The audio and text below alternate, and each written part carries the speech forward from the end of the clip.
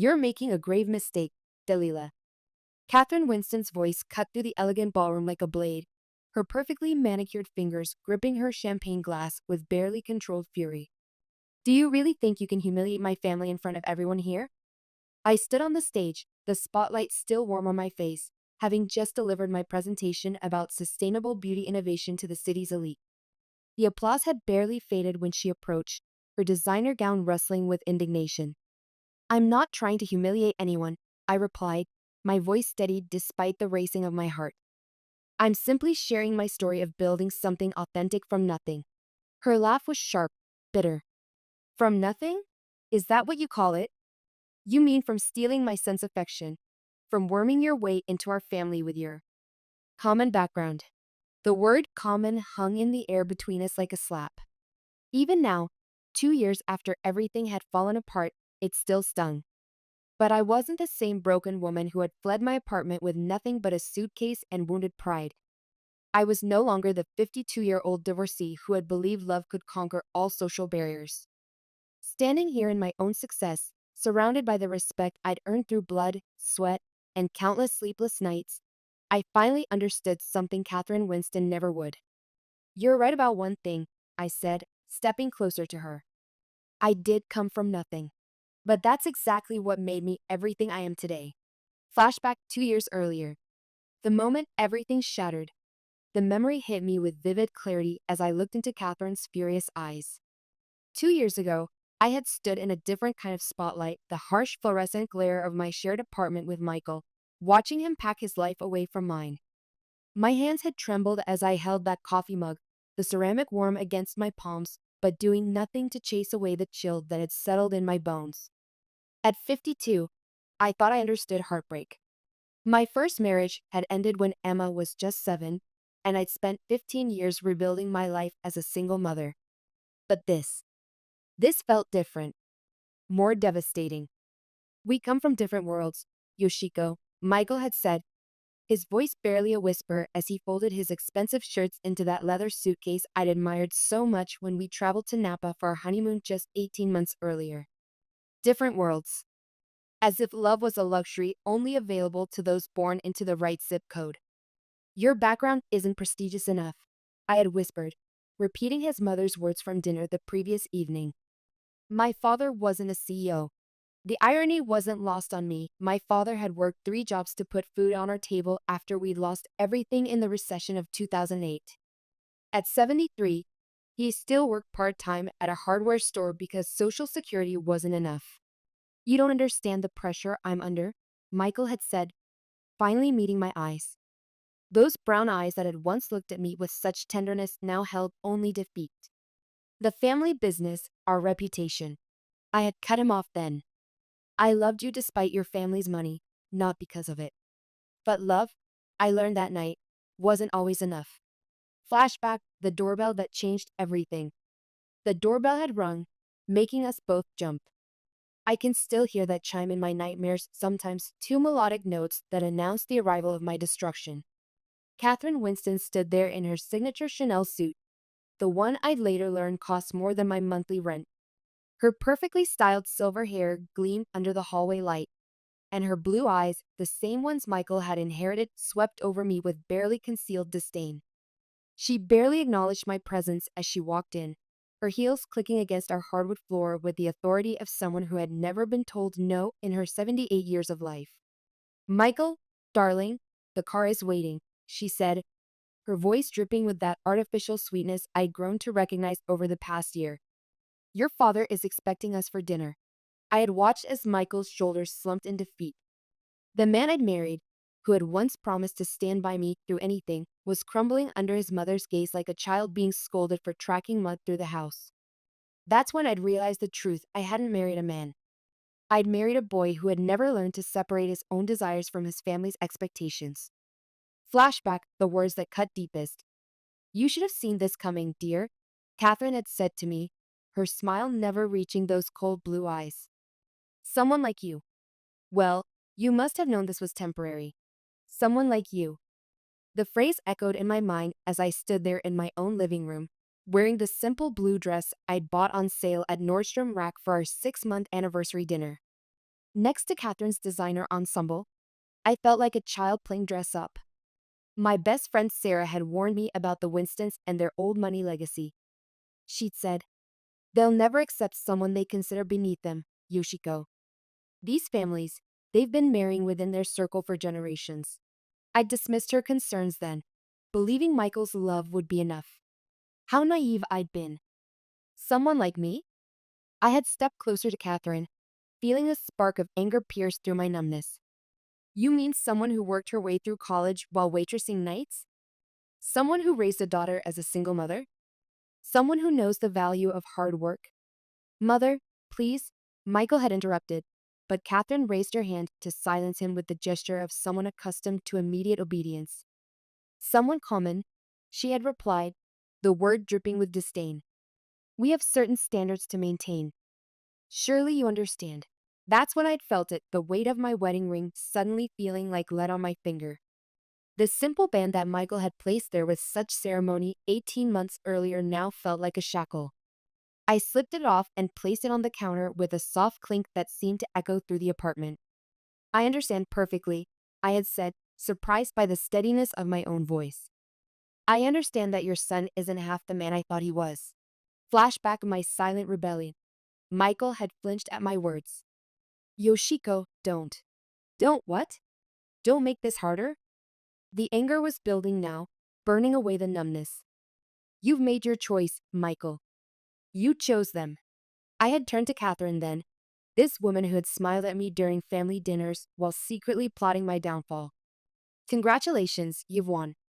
But remember this moment, because I promise you'll regret it." "Is that a threat?" Catherine's perfectly shaped eyebrows had risen. "No," I had smiled, feeling a strange calm wash over me. "It's a promise to myself." I grabbed my keys and walked toward the door, pausing only to look back at Michael one last time. He stood there, trapped between his mother and his suitcase, looking lost and small. For a moment, I felt sorry for him. "You know what's funny?" I had said. "I actually felt sorry for you growing up with parents like these. But now I see you're exactly like them." Flashback, the call that saved me. The door had closed behind me with a satisfying thud, and I found myself standing in the hallway of what had been our building, suddenly homeless at 52. My hands shook as I held my phone, scrolling through my contacts until I found the one person I knew would answer. "Sarah," I had managed to say when she picked up. "He's gone." I didn't need to explain. Sarah Johnson had been my best friend since our daughters played soccer together 15 years ago.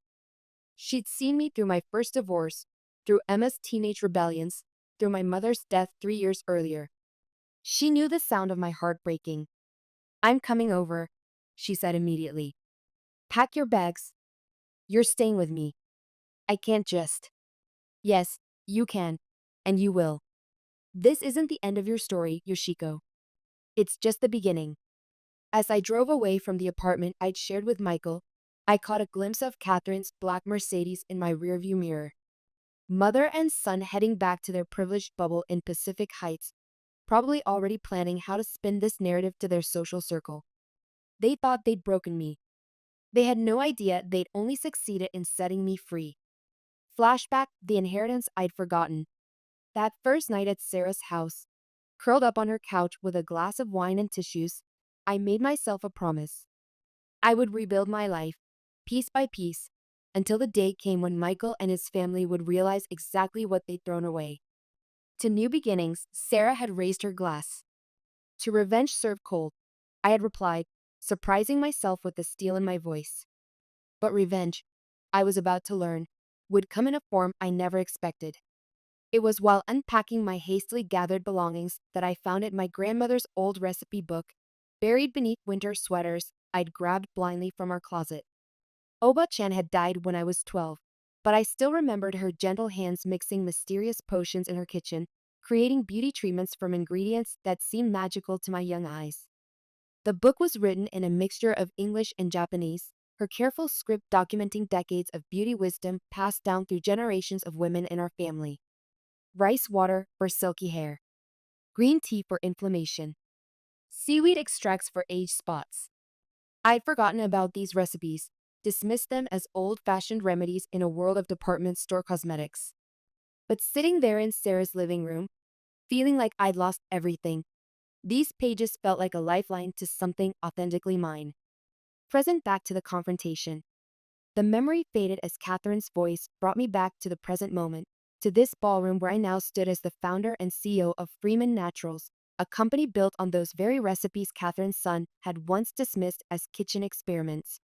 You always were delusional, Catherine was saying, her voice rising slightly as nearby guests began to turn their attention to our exchange. Building your little company with those primitive remedies, thinking you could compete in our world. Your world? I laughed, and it was a sound filled with genuine amusement rather than bitterness.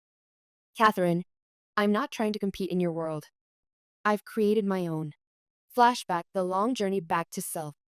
The weeks following Michael's departure had been the darkest of my life. Sarah tried to be patient, but I could see the concern in her eyes as days blended into nights on her couch. At 50, she was juggling her own challenges as a divorced nurse working double shifts to put her son through college. You can't mope around my apartment forever, she had announced one morning, yanking open the curtains with the determination of someone who'd reached their limit. It's been 2 weeks. I'd pulled the blanket over my head. I'm not moping. I'm strategizing. Is that what we're calling watching sad movies and eating ice cream now? She sat on the edge of the couch, her scrubs wrinkled from another 12-hour shift at the hospital. Come on, I've got something to show you. Reluctantly, I had followed her to her home office, where her laptop displayed a commercial space for rent downtown. The price made me wince. Even with my savings from years of waitressing and my small divorce settlement from my first marriage, it was far beyond my reach. Before you say no, Sarah held up her hand. Hear me out. Remember those skincare products you used to make? The ones everyone at the wedding raved about? I nodded, thinking of those Sunday afternoons in our kitchen, mixing ingredients according to my grandmother's recipes. It had started as a way to save money. Quality skincare was expensive, and at 52, I'd begun noticing changes in my skin that drugstore products couldn't address. Even Catherine had unknowingly complimented my homemade face cream at the wedding, before she knew about my common background. The irony still amused me. There's a massive market for clean, sustainable beauty products, Sarah continued, pulling up articles about the growing demand for natural cosmetics. And you already have the perfect formulas. That was just for fun, I protested. I can't start a business. I don't have the money or experience or what? The right family name? Sarah's words hit home. Stop letting them live rent-free in your head. Flashback, the coffee shop miracle. The bell above the coffee shop door had chimed as we entered later that day. I needed caffeine to process Sarah's suggestion about starting a business, but fate had other plans. Excuse me, a man in a sharp suit called out as I walked past his table. I couldn't help overhearing your conversation about natural skincare products. I froze, embarrassed that our excited chatter had disturbed someone. I'm so sorry if we were too loud. No, no. He stood, extending his hand with a warm smile. I'm David Cohen.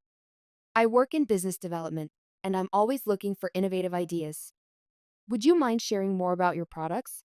Before I could decline, Sarah jumped in. She'd love to.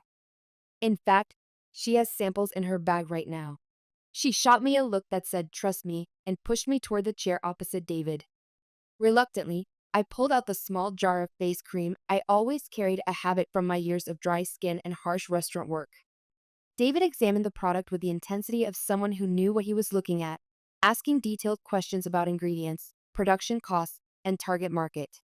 His eyes lit up when I explained my commitment to sustainable packaging and ethically sourced ingredients. You know, he said, sliding his business card across the table, I mentor startups in their early stages. Your idea has potential, but more importantly, you have something rare: passion and authenticity. I stared at the card of David Cohen, Senior Business Development Consultant. Why would you want to help me?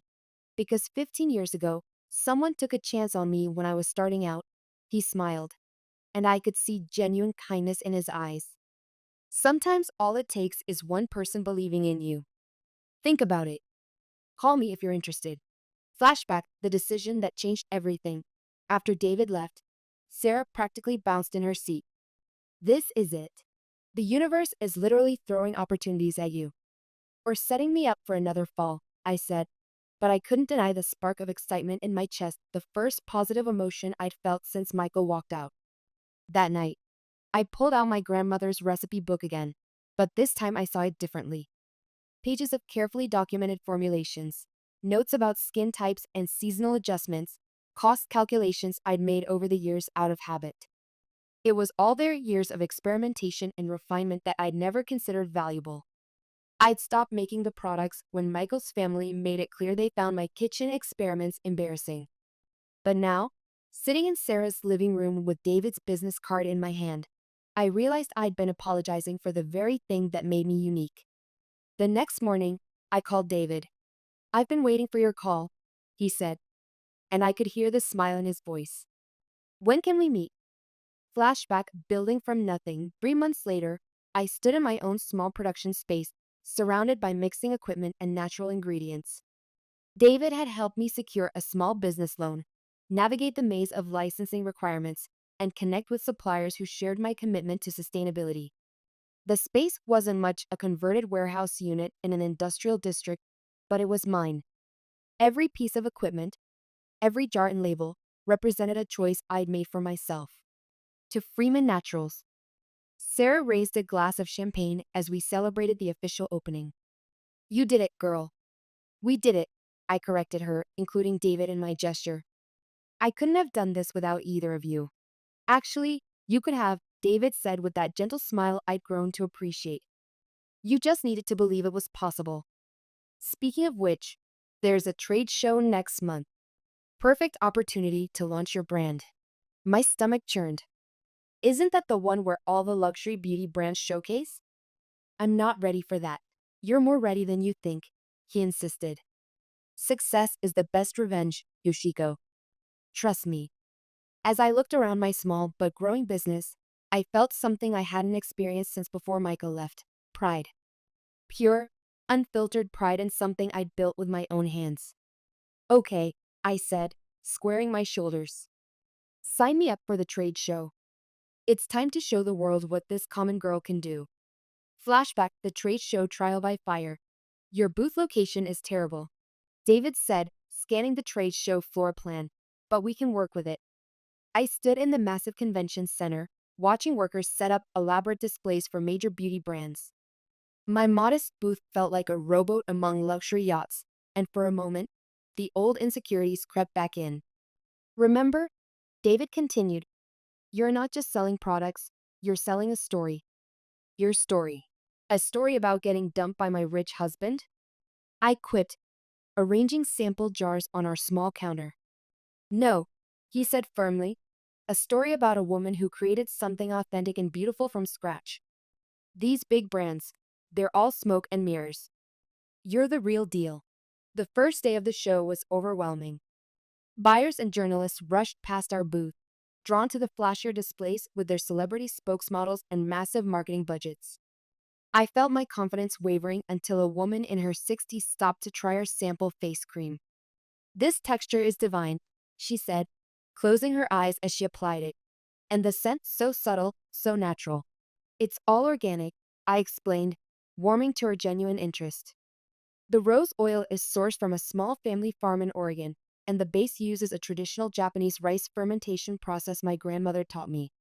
"I'm Margaret from Bloom Beauty," she said, her eyes brightening. "We have boutiques in several major cities. Would you be interested in discussing wholesale options?" By afternoon, we had 3 potential retail partners and a growing crowd around our booth. People were drawn to the simplicity of our packaging and the authenticity of our approach, qualities I'd always thought were weaknesses in a world of glossy marketing. "See?" David grinned. "The truth sells itself." Flashback, the enemy appears. Then I heard a familiar voice that made my blood freeze. "Well, if it isn't the kitchen chemist," Victoria Cambridge drawled, sauntering up to our booth with a smirk that took me right back to those awful family dinners. She'd been Catherine's favorite choice for Michael, the daughter of another wealthy family with a pedigree that stretched back to the Mayflower.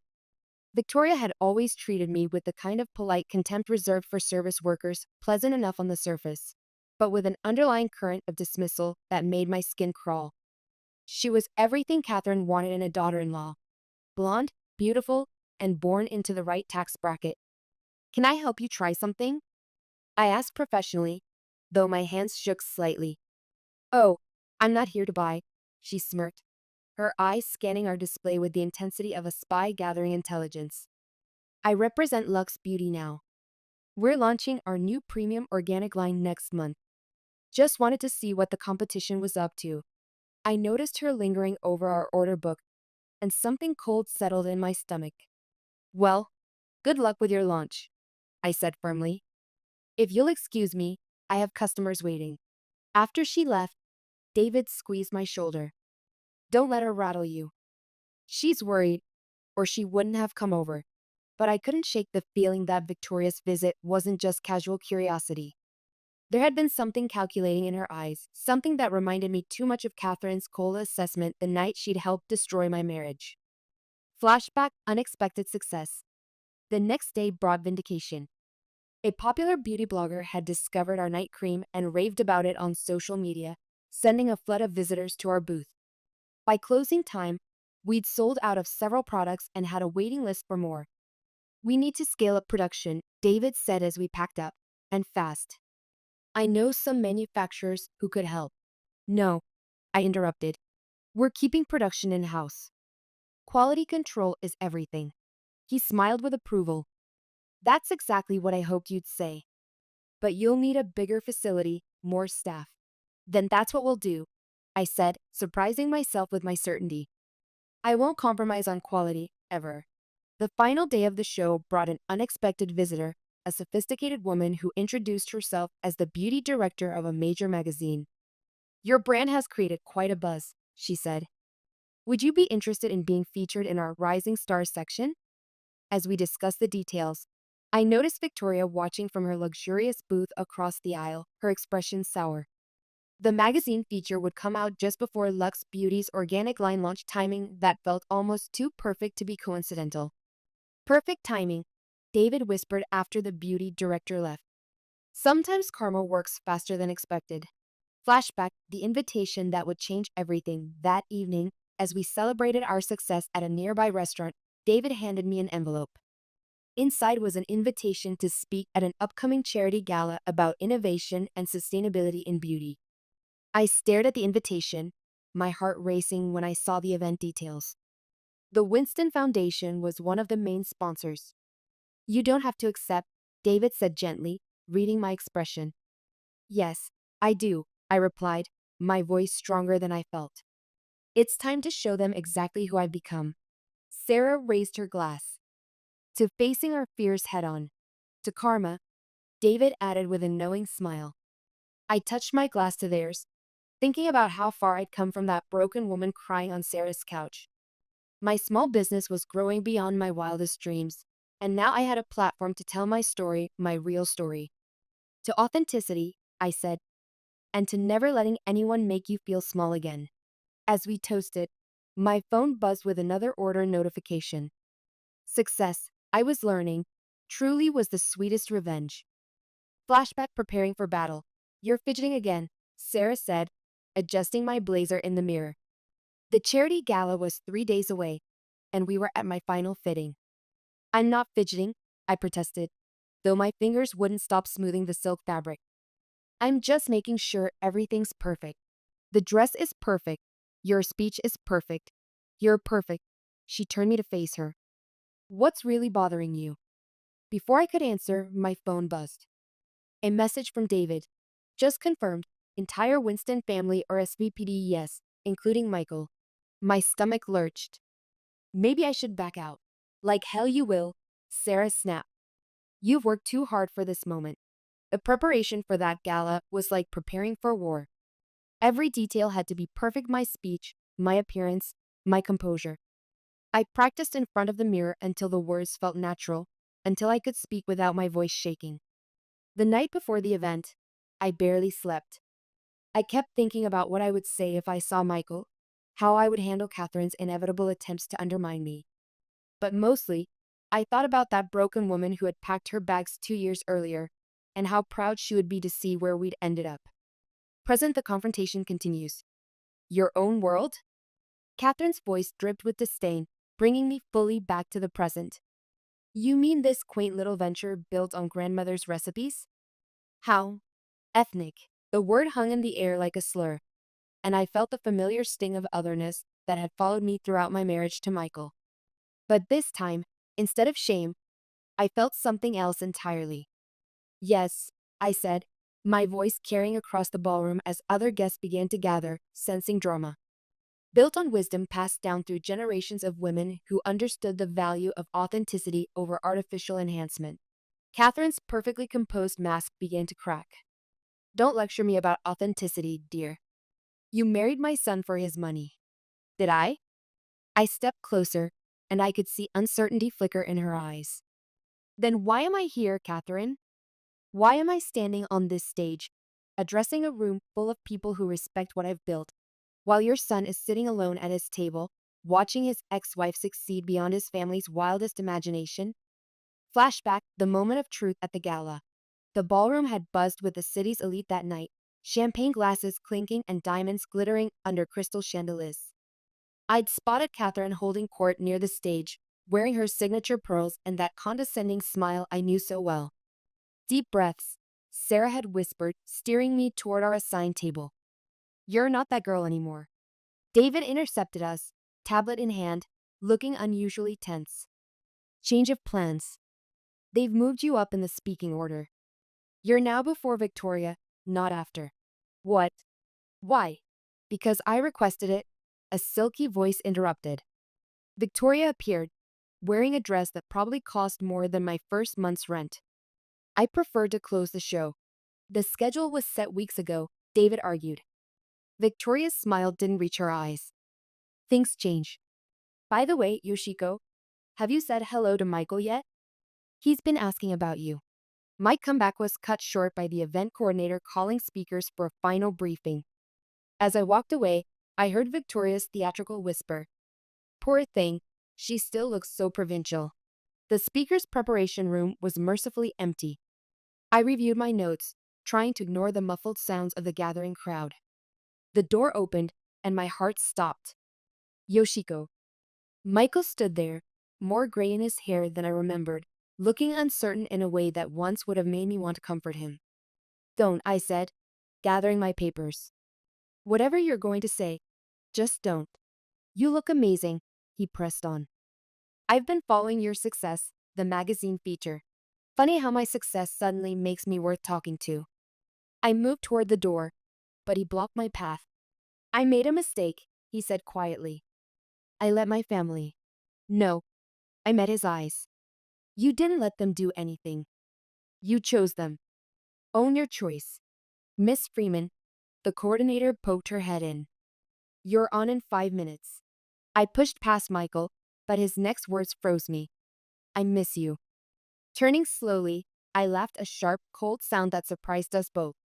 You miss me now that I'm successful. Now that I've proven I'm not just some waitress? How convenient. His face flushed.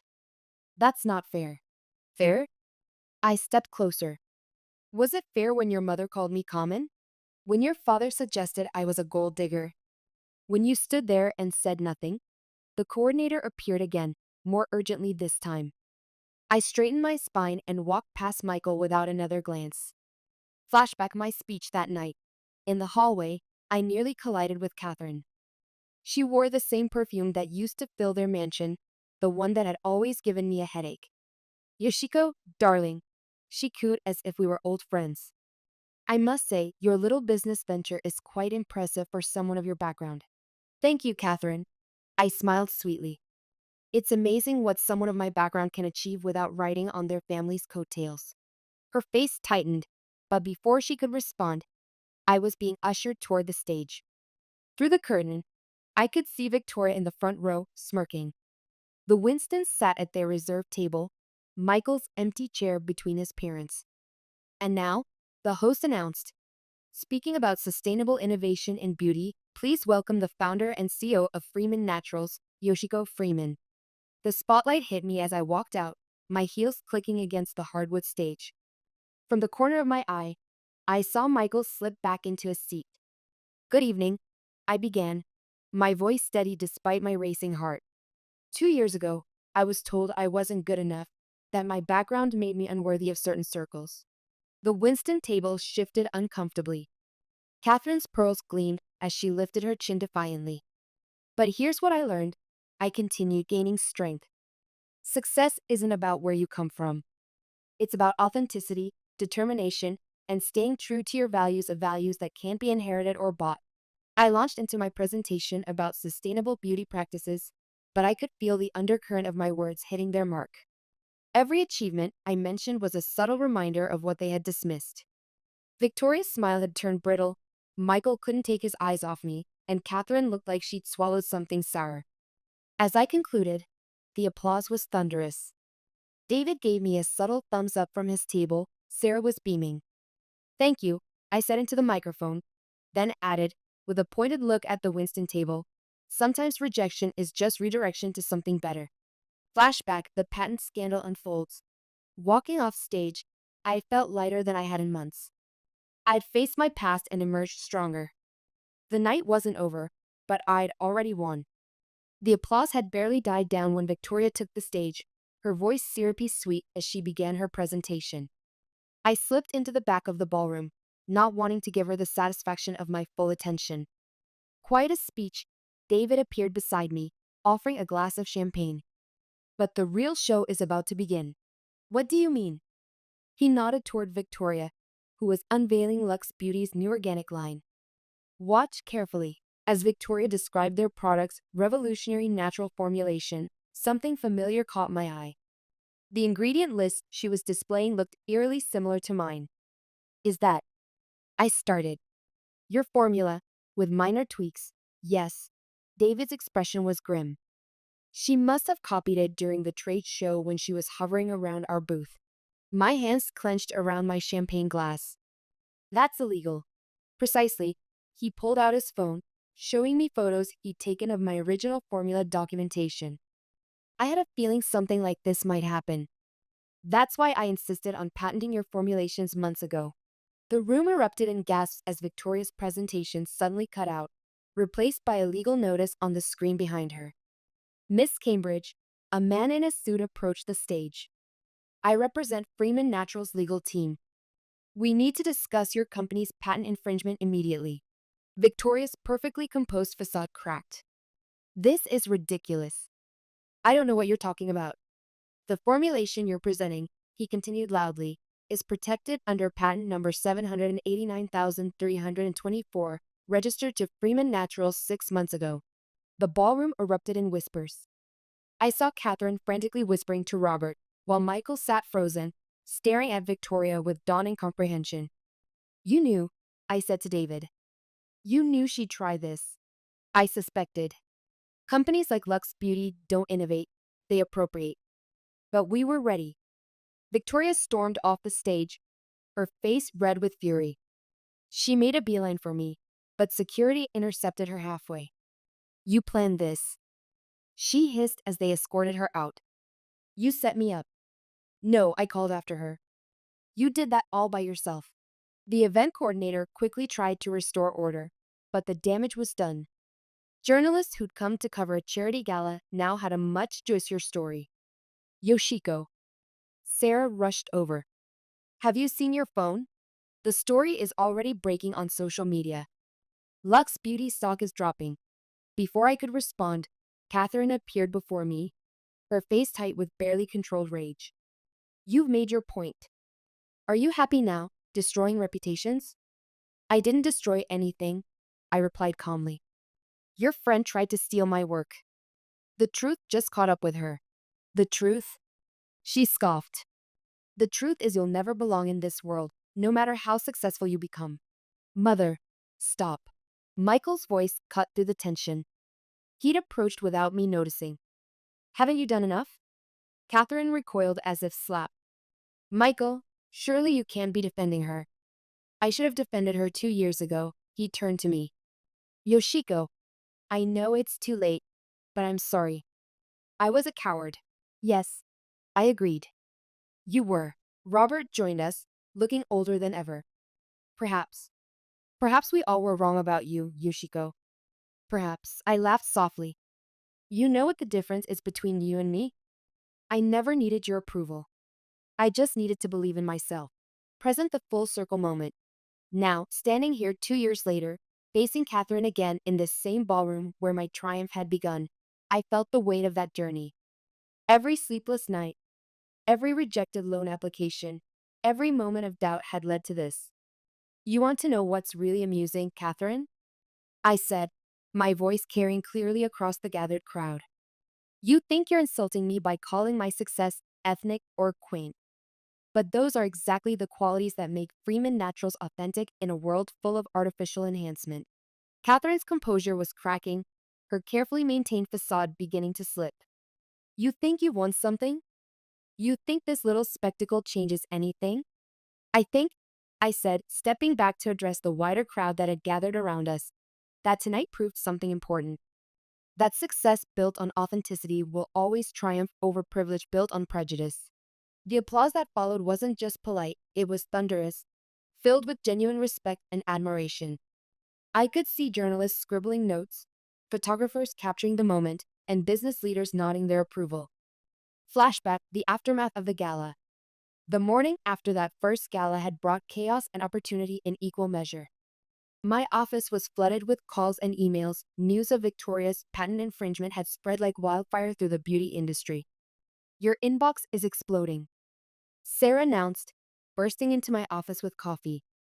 3 major department stores want to carry our line, and that magazine wants a follow-up interview. I barely had time to respond before David walked in, looking unusually serious. We need to talk. Lux Beauty's lawyers are here. My stomach dropped, but I straightened my spine and nodded. Send them in.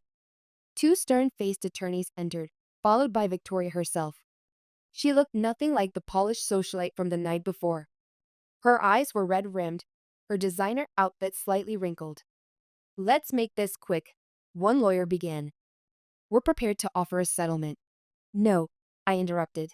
No settlements. Victoria leaned forward. Be reasonable, Yoshiko. Name your price. My price. I stood up slowly. You tried to steal something I built from nothing, something I created while you and your friends were mocking me for being common. I admit I made a mistake, she said, her voice cracking. But this scandal is destroying my family's company. Please. The irony wasn't lost on me. Here was Victoria begging the woman she looked down on for so long. Here's what's going to happen, I said, surprising myself with my calm tone. You're going to publicly admit what you did. You're going to apologize to your customers for trying to sell them stolen formulations, and you're going to step down from your position. That's outrageous. One lawyer protested. No, Victoria whispered. She's right. Everyone in the room turned to stare at her. I was jealous, she continued. You built something real, while I was just trading on my family name. I thought I could take a shortcut. David cleared his throat. We'll have our lawyers draft the agreement. You'll make the announcement by end of day. After they left, Sarah hugged me tight. That was amazing. But why didn't you take their money? Because this was never about money, I replied. It was about truth. Flashback, Michael's final attempt. My phone had buzzed then. Michael calling again. I declined the call, but a text followed immediately. Please, just 5 minutes. I'm in the lobby. Don't, Sarah warned, reading over my shoulder. I have to, I said. For closure. I found Michael pacing by the reception desk, looking as unsettled as I'd ever seen him. Make it quick, I said. I have a company to run. I left her, he blurted out. I told my parents I'm done letting them control my life. Seeing you last night, seeing what you've achieved, I realize what a fool I've been. Took you long enough. I know it's too late. He stepped closer. But I never stopped loving you. A year ago, those words would have melted my heart. Now they just made me tired. You're right about one thing, I said. It is too late. Way too late. We could try again, he pleaded. I'm different now. But I'm different too, I replied. And that's the problem. I've outgrown you, Michael. I've outgrown all of it. The elevator dinged, and David stepped out. Yoshiko, the press is waiting in the conference room. I have to go, I told Michael. Good luck with your journey of self-discovery. Is that really it? He called after me. All those years together mean nothing? I turned back one last time. They meant everything. That's why it hurt so much when you threw them away. But now they're just part of my origin story. Flashback, the press conference that changed everything. In the conference room, journalists waited with cameras and recorders. David handed me a statement to review, but I set it aside. Just speak from the heart, he advised. That's what got you here. I took my place at the podium, looking out at this sea of faces. 2 years ago, I would have been terrified. Now I felt only strength. Good morning, I began. Today isn't about patent infringement or corporate scandal. It's about authenticity, about standing up for what you've built. As I spoke, I caught my reflection in the window. Confident, powerful, free. The woman I'd become wasn't defined by the Winstons or their rejection. She was defined by her own choices, her own strength, and that, I realized, was the sweetest victory of all. Flashback of the expansion and growth. The months that followed were a whirlwind of growth and opportunity. Freeman Naturals expanded beyond my wildest dreams, but I never forgot the values that had built the company. Every new hire, every product launch, every business decision was filtered through the lens of authenticity and respect for tradition. My daughter Emma, now 24 and working as a social worker, would visit the production facility and marvel at what her mother had built. I'm so proud of you, Mom, she said one evening as we watched the sunset from my office balcony. You showed me that it's never too late to start over. It wasn't starting over, I replied, putting my arm around her. It was finally becoming who I was meant to be. Sarah had been promoted to our head of human resources, bringing her nursing background to create a workplace culture that prioritized employee wellness and family balance. David remained my business mentor and had become like family, often joining us for Sunday dinners where we'd planned the company's future over home-cooked meals. The recipes my grandmother had left me became the foundation for an entire product line, each one carefully tested and refined while maintaining the traditional wisdom that made them special. We sourced ingredients from small farms, many of them run by immigrant families who understood the value of authentic, sustainable practices. Present the moment of forgiveness, Catherine, I said, my voice gentler now as the crowd began to disperse, their appetite for drama satisfied. I want you to know something. She looked at me warily, perhaps expecting another verbal blow. Thank you, I continued, and her eyes widened in surprise. If you hadn't pushed Michael to choose between me and your family, I never would have discovered who I really was. Your rejection was the best thing that ever happened to me.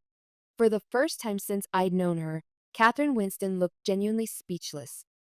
The calculating intelligence in her eyes was replaced by something almost like confusion. I don't understand, she said quietly. I know you don't, I replied with genuine sympathy. And I hope someday you won't have to. Flashback, the ribbon-cutting ceremony. The autumn breeze had carried the scent of success as I cut the ribbon at our new Freeman Naturals headquarters 6 months ago. Camera flashes popped while Sarah wiped away happy tears beside me. And with this, I had addressed the crowd. We launched our global sustainability initiative, making clean beauty accessible to everyone, regardless of their background. The applause was interrupted by a familiar voice. Excuse me, may I say something? Catherine had stood at the edge of the crowd, looking smaller somehow without her usual entourage. The audience parted as she walked forward. Mrs. Winston, I acknowledged, keeping my voice neutral. This is unexpected. She cleared her throat, clutching her designer purse like a shield. I came to make amends, publicly. The journalist's cameras whirred to life. David moved protectively closer to me, but I held up my hand. Go on, I said. I was wrong about you, Catherine's voice carried across the suddenly silent gathering. My prejudice and pride cost my son his happiness and our family its integrity. While you were building something meaningful, we were clinging to outdated notions of worth. Why now? I asked, genuinely curious. Because yesterday, my granddaughter asked me why we treat some people differently than others. Her voice cracked. I couldn't give her an answer that didn't make me ashamed. The crowd murmured. I stepped down from the podium, approaching her. I don't expect forgiveness, she continued, but I want you to know that you've taught our entire social circle a valuable lesson. Success isn't inherited, it's earned. Thank you, I said simply. Would you like a tour of the facility? Her eyes widened in surprise. You'd allow that? Of course. Our doors are open to everyone. That's the whole point. As we walked through the production floor, I showed her how we source sustainable ingredients, employed local workers, and maintained strict quality controls. This is remarkable, she admitted, watching our team at work. Robert and we've been doing a lot of thinking. We'd like to establish a scholarship fund for aspiring entrepreneurs from underprivileged backgrounds. Would you consider being on the selection committee? I stopped walking. Are you? Are you serious? Entirely. Who better to spot genuine talent and determination?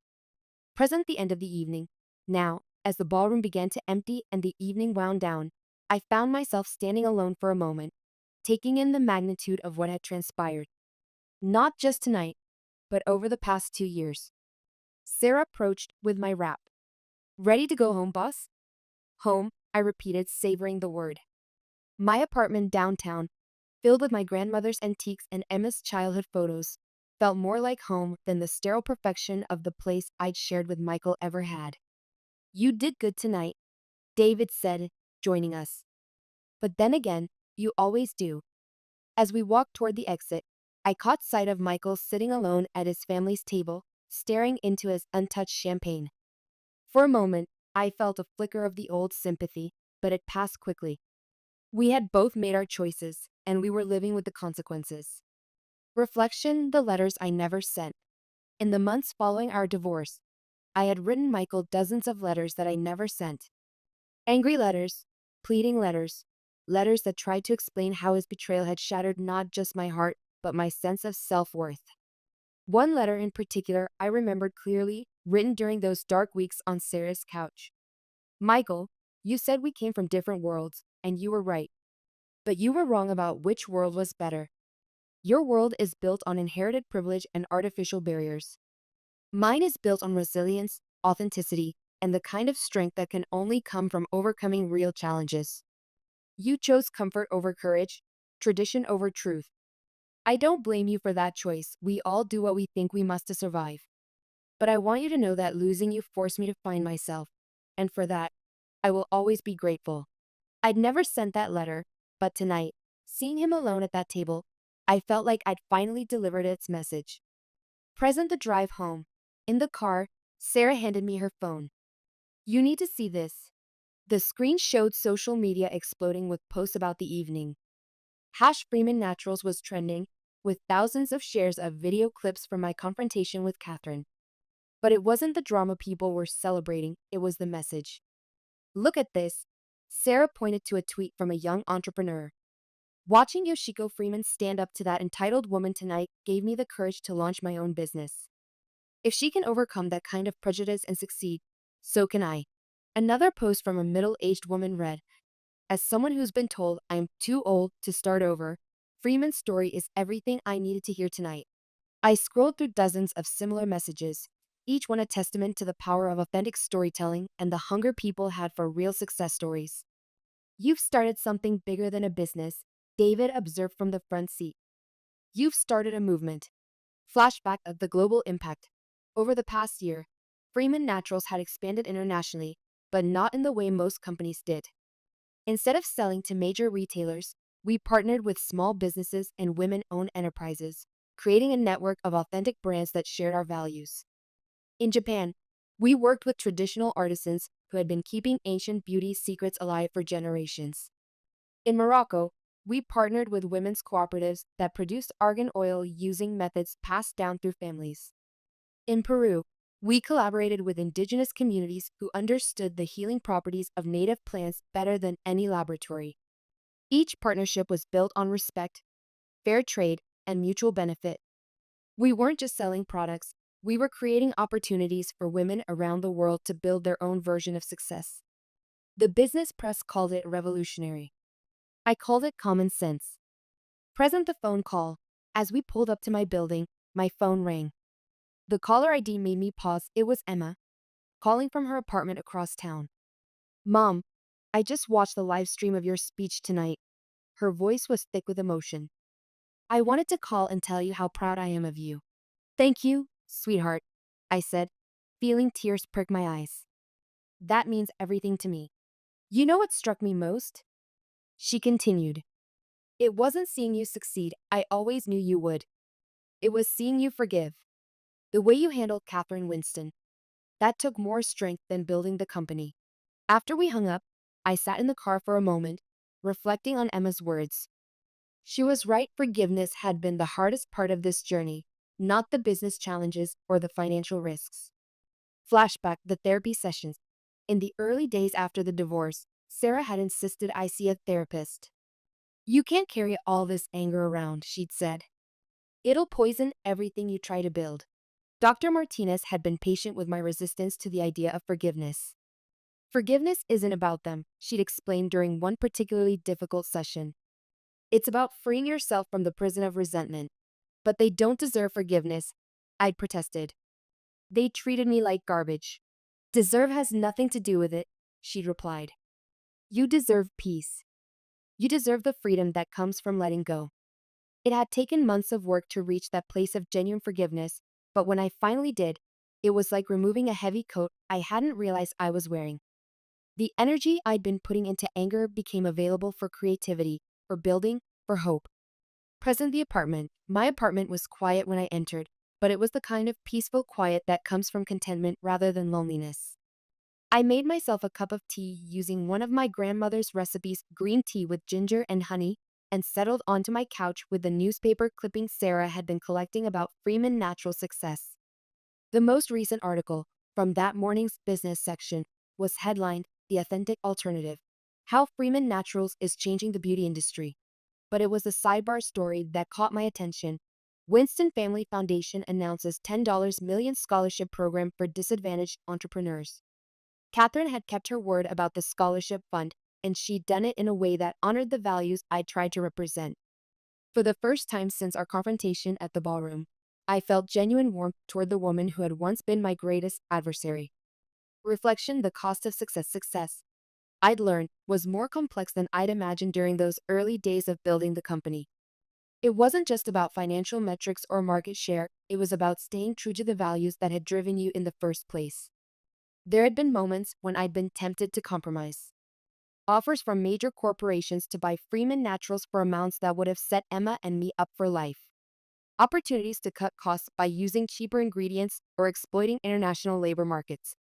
Invitations to join exclusive business circles that would have opened doors but required me to play by their rules. Each time, I'd thought about my grandmother's careful handwriting in that recipe book, about the women whose wisdom had been passed down through generations despite being dismissed as primitive or unsophisticated by the dominant culture. I'd thought about Emma, watching to see what her mother would choose when the stakes were high. And each time, I'd chosen authenticity over expedience, community over conquest. The phone call from Michael. My phone buzzed with a text message from an unknown number, but I recognized the words immediately. Congratulations on tonight. You were magnificent. I know I have no right to contact you, but I wanted you to know that seeing you succeed has been the one bright spot in my regrets. I stared at the message for a long time, feeling no bitterness, no triumph, just a kind of sad peace. Michael had made his choice, and it had cost him more than he'd probably imagined at the time. But his loss had become my liberation, and for that, I was genuinely grateful. I typed back a simple response. Thank you. I hope you find your own path to happiness. Then I deleted his number from my phone. Some chapters of our lives need to be definitively closed before new ones can begin. Flashback: the moment I knew I'd made it. The moment I truly knew Freeman Naturals had succeeded came not at a board meeting or product launch, but during a visit to my father at the hardware store where he still worked part-time. I'd stopped by to pick him up for lunch and overheard him talking to a customer about his daughter. She makes these beauty products, he was saying with unmistakable pride in his voice. Started from nothing after her divorce, and now she's got this whole company. Even has a factory with her name on it. The customer, a woman about my age, perked up. Freeman Naturals? I use their night cream. It's amazing. That's my Yoshiko, Dad had said, his chest puffing out with pride. Standing there in the tool aisle, watching my 73-year-old father beam with pride about his daughter's success, I realized that all the magazine features and business awards meant nothing compared to that moment. Present the late night reflection. As I prepared for bed, I caught sight of myself in the bathroom mirror and paused. The woman looking back at me bore little resemblance to the broken person who had packed her bags at Sarah's insistence 2 years earlier. This woman had lines around her eyes from smiling, not just crying. Her hands showed the calluses of hard work, not just the softness of privilege. Her posture spoke of confidence earned through trial and victory, not inherited through birthright. Most importantly, this woman's eyes held peace.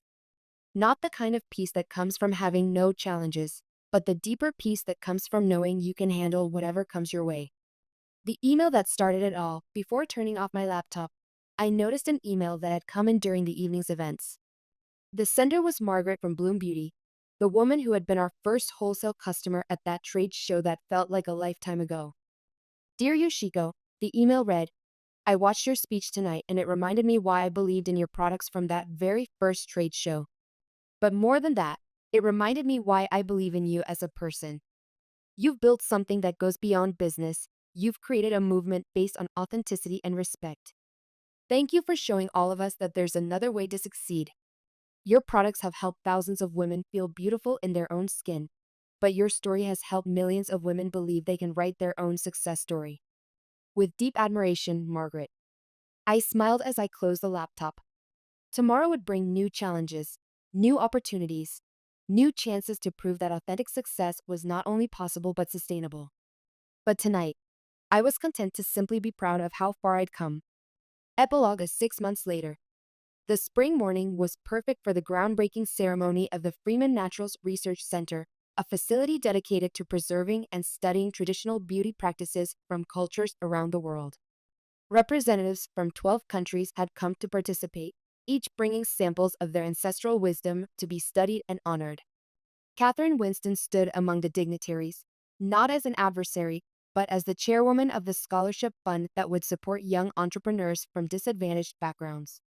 Her granddaughter, a bright-eyed 10-year-old, held her hand and asked questions about the different plants being displayed. Grandma Kate, the little girl said, why are all these ladies so excited about weeds? Catherine smiled, a genuine smile I'd never seen during my marriage to Michael. They're not weeds, darling. They're treasures that have been passed down from grandmothers to granddaughters for thousands of years. And this lady, she gestured toward me, she knew their value when everyone else forgot. Michael wasn't there. He'd left San Francisco 6 months earlier, finally breaking free from his family's expectations to pursue art therapy work with veterans. His Christmas card had included a photo of him teaching painting to former soldiers, his face showing a contentment I'd never seen during our marriage. He'd found his own path to authenticity, and I was genuinely happy for him. David approached the podium to introduce me as the keynote speaker, but I was distracted by a familiar figure in the crowd. My grandmother's sister, Aunt Machiko, now 89 and still sharp as a tack, had flown in from Tokyo for the ceremony. She held the original recipe book, now displayed in a place of honor. Your Oba-chan would be so proud, she whispered as I passed her on my way to the stage. As I looked out at the crowd, entrepreneurs and established business leaders, young students and elderly wisdom keepers, people from dozens of countries united by the belief that authentic traditions deserve respect and preservation, I felt the full weight of the journey that had brought me here. 3 years ago, I began. I was told that my background wasn't good enough, that my knowledge wasn't sophisticated enough, that my dreams weren't realistic enough. Today, we're breaking ground on a research center that will preserve the unsophisticated wisdom of grandmothers from around the world, wisdom that has kept their families healthy and beautiful for generations.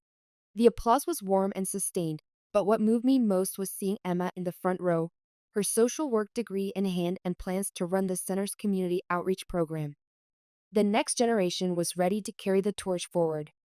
Success, I continued, isn't about proving you're better than someone else. It's about being authentically yourself so completely that you inspire others to do the same. It's about taking the gifts you've been given, whether they come from privilege or from struggle, and using them to make the world a little more beautiful, a little more just, a little more kind. As I concluded my speech and the crowd dispersed toward the ceremonial groundbreaking, Catherine approached me one last time. Yoshiko, she said, her voice softer than I'd ever heard it. I owe you an apology that I should have given years ago. Catherine, I replied, you don't owe me anything anymore. We're both exactly where we need to be. She smiled, and for the first time, it reached her eyes. No, I think I owe you everything. You taught me that worthiness isn't something you're born with or marry into. It's something you create through how you treat others and what you build with your life. As she walked away to rejoin her granddaughter, I felt the final piece of the healing process click into place. The journey from heartbreak to success was complete, but more importantly, the journey from bitterness to forgiveness was finally finished. The sun was setting over the construction site when Sarah found me still standing there, watching the workers pack up their equipment. Penny, for your thoughts? She asked. Just thinking about beginnings, I replied. 3 years ago, I thought my life was ending. I never imagined it was just beginning. Ready to go home? I looked around one more time at the site where the research center would stand, at the place where traditional wisdom would be studied and honored, where young entrepreneurs would learn that their backgrounds were strengths rather than limitations. Yes, I said, linking my arm through hers. I'm ready to go home. I never thought I'd see the day when my father would cry. The champagne glass trembles in my hand as I watch Richard Hartwell, respected senior partner, pillar of the legal community, my father, break down in front of my painting. It's titled Breaking Point, a swirl of crimson and obsidian that I painted during the darkest months after leaving home. The gallery card reads, sold $8,500. Claire. His voice cracks like autumn leaves. I never understood. I never. The irony burns like acid in my throat. Tonight was supposed to be my triumph. My first solo exhibition, every piece sold. The local arts magazine calling me, an emerging voice of authentic emotional expression. Instead, I'm watching my father's carefully constructed world crumble in real time. Marcus appears at my elbow, his chef's jacket traded for an ill-fitting suit that makes him look like a boy playing dress-up. But his eyes, those steady, understanding eyes, anchor me to the present moment. The Times critic wants an interview, he murmurs. And there's a collector from San Francisco asking about commissioning a piece. 6 months ago, I was sleeping on a friend's couch, selling sketches at the weekend farmer's market for grocery money. Tonight, I'm an artist. A real one, with real buyers and real recognition. Everything I dreamed of, everything my family said was impossible. So why does victory taste like ashes? Flashback: the Thanksgiving massacre, 3 years earlier. It started with the cranberry sauce. That's what I tell people when they ask about the night I finally left home for good. Such a small thing, mother criticizing my contribution to Thanksgiving dinner, the homemade cranberry sauce I'd spent hours perfecting, using a recipe from Marcus's grandmother. Store-bought would have been fine, Claire, she'd said, her voice carrying that particular blend of disappointment and exhaustion I'd grown up hearing. No one expects you to. To what? I'd snap, my nerves already frayed from 3 days of pointed comments about my appearance, my life choices, my continued residence in their guest house at the ripe old age of 35. To contribute? To care? To try? The dining room fell silent except for the soft clink of silver against china. Sarah sat frozen beside her husband David, their 8-month-old daughter sleeping peacefully in her carrier, blissfully unaware of the family drama unfolding around her. Even then, I envied that baby. She didn't know yet how expectations could suffocate you, how love could feel like a noose. Don't be dramatic, Father said, not looking up from carving the turkey. His hands moved with surgical precision, the same careful control he brought to closing million-dollar deals. Your mother was simply suggesting that I'm incompetent? The words exploded out of me. That everything I touch turns to disappointment? That I'm a 35-year-old failure living in your guest house because I'm too stupid to make it in the real world? Claire, please. Sarah's voice was soft, diplomatic. She'd always been the peacekeeper. Can't we just enjoy dinner? Enjoy what? I gestured at the perfect table, the perfect meal, the perfect family portrait we were all pretending to be part of. This performance? This charade where we all pretend I'm not the family disappointment? Mother's lips tightened, that familiar expression that had preceded 1,000 lectures about my life choices. You're not a disappointment, dear. You're just unfocused. Still searching for yourself at an age when most people have found their path. I have found my path, I said, my voice steady despite the tremor in my hands. You just refuse to acknowledge it exists. Father finally looked up, his eyes cold as winter. Path. You call what you've been doing a path? Claire, you're 35 years old. You have a bachelor's degree in fine arts that you've done nothing with, a failed marriage, no real work experience, and you're living in your parents' guest house. When exactly do you plan to grow up? The words hit like physical blows. Each one true. Each one a failure I carry like stones in my chest. Present gallery reception. Miss Hartwell? A woman with silver hair and intelligent eyes approaches, her gallery badge reading, Director. I'm Patricia Morrison from the Morrison Contemporary. I'd like to discuss representing your work in our upcoming group show. I blink, trying to process her words. The Morrison Contemporary is one of the most prestigious galleries in the state. 6 months ago, I couldn't get them to return my calls. Yes, of course, I manage. I'd be honored. As she walks away, I catch sight of my reflection in the gallery window, shoulder-length auburn hair that I finally learned to style properly, a black dress that actually fits, confidence I didn't know I possessed. I look like someone who belongs here, someone who builds instead of breaks. Behind my reflection, I see Father still standing in front of my painting, his shoulders shaking. Flashback, the fight continues. Grow up? I'd repeated, standing from the Thanksgiving table so abruptly that my chair toppled backward. You want to know about growing up, Dad? Let me tell you about growing up. The dam broke then. Years of swallowed words, buried resentments, quiet humiliations came pouring out. Growing up is having parents who tell you that your dreams are worthless, that your talents don't matter, that the thing you love most in the world is just a hobby for rich people with too much time. Growing up is watching your sister get celebrated for following the approved path while everything you accomplish gets dismissed as cute or unrealistic. That's not fair, Sarah protested, but her voice lacked conviction. Isn't it? I turned to her, this perfect sister with her perfect life. When was the last time they asked about my art? When was the last time they came to one of my shows? Hell, when was the last time they even pretended to care about something that matters to me? We care, Mother said, but even she didn't sound convinced. We just want you to be practical. To be secure. No, I said, and for the first time in my adult life, I felt completely clear about something. You want me to be safe. You want me to be small. You want me to fit into your idea of what success looks like, and when I can't, you make me feel like a failure. Father's face had gone red, his courtroom face, the one that intimidated opposing counsel and made jury members shift uncomfortably in their seats. And what about Marcus? This chef you've been seeing? Is he part of your grand plan for success? The way he said chef made it sound like a dirty word. Marcus is. I struggled to find words that would make them understand. He's an artist, just like me. He creates beautiful things that bring people joy. He works 18-hour days trying to keep his family's restaurant alive. He's more successful at 33 than I'll probably ever be, and he sees something in my work that you refuse to acknowledge exists. A restaurant, Father scoffed. Claire, be realistic. What kind of future can you build with a man who works in food service? That's when I knew. The exact moment when I understood that we were speaking different languages, that we always had been. They saw Marcus's calloused hands and heard working class. They saw his passion for cooking and heard unstable career.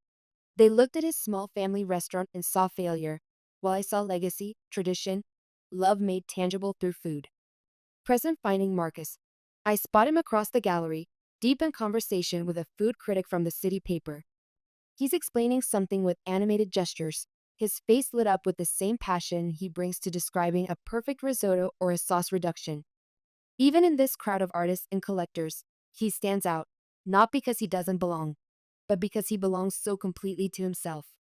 When he notices me watching, he excuses himself and crosses the room, weaving between conversations and champagne glasses. You okay? He asks, reading my expression with the same precision he uses to know when garlic is perfectly golden. You look like you've seen a ghost. Several, I admit. How are things going over there? His smile is pure sunshine. The critic wants to do a feature on the restaurant. She's fascinated by the idea of pairing specific wines with viewing individual paintings. Says it's revolutionary. I laugh despite the emotional chaos in my chest. Revolutionary. 6 months ago, we were arguing about whether we could afford to repaint the dining room. 6 months ago, you were sleeping on Jenny's couch and I was working 70-hour weeks just to keep the lights on, he reminds me. Look at us now. Flashback the departure. The guest house had felt like a mausoleum that Thanksgiving night. Everything in perfect order, everything beige and safe and suffocating. I'd lived there for 8 months after my divorce, 8 months of feeling like a teenager again, complete with curfew questions and helpful suggestions about my life choices. I started packing with methodical fury. Clothes thrown into garbage bags, art supplies crammed into boxes, canvases stacked like fallen dominoes. 27 years of accumulated life, reduced to what could fit in my ancient Honda.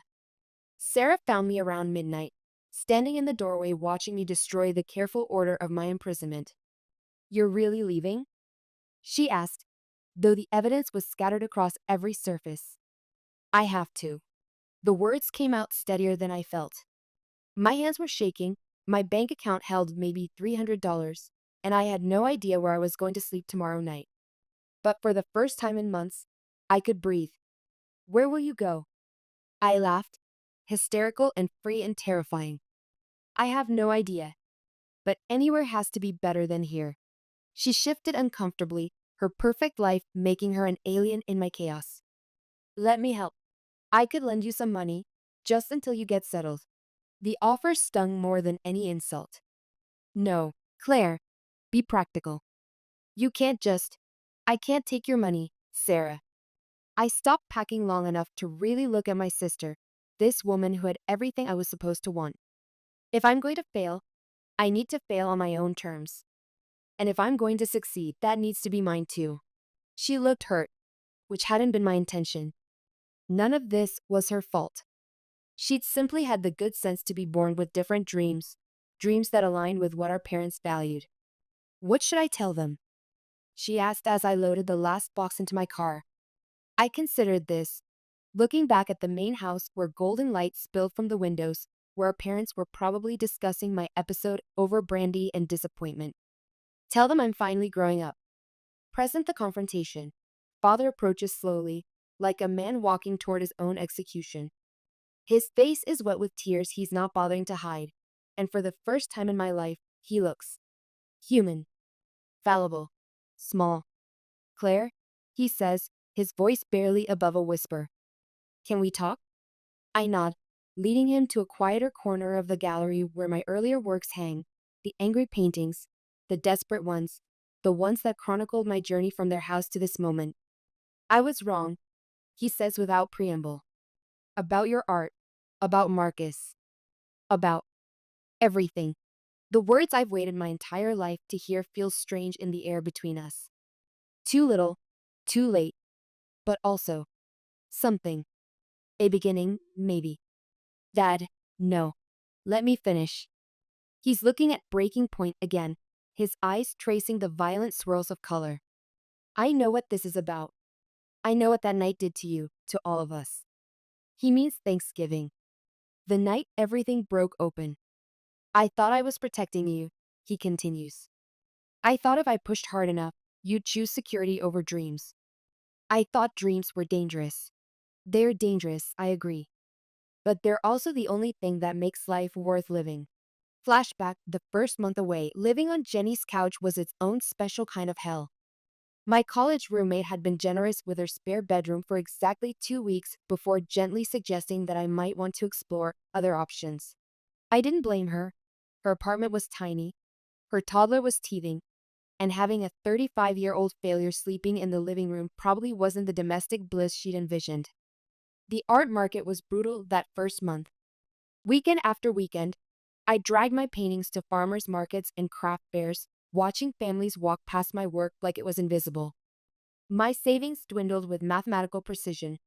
Rent for a room in a shared house, gas money, ramen noodles, and hope. The day I met Marcus, I'd been ready to give up.